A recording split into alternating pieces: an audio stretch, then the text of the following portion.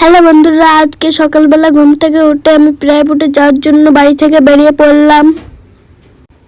বন্ধুরা, আমি ভিডিও বানানোর টাইম পাই না। সকালবেলায় যে পড়তে যাচ্ছি, প্রাইভেট থেকে এসে স্কুলে যাব, স্কুল থেকে এসে আবার বিকালে প্রাইভেটে আসব। আমার প্রাইভেটে যাওয়ার সময় একটা মন্দির বাদে প্রতিদিন আমি প্রণাম করে যাই, তাই আমি আজকেও প্রণাম করে যাচ্ছি।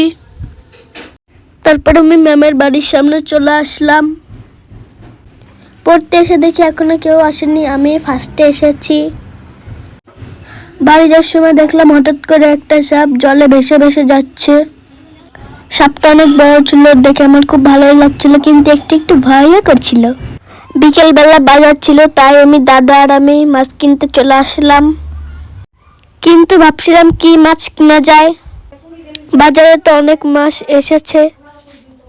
তোমাদের কি মাছ ভালো লাগে কমেন্ট করে জানাও।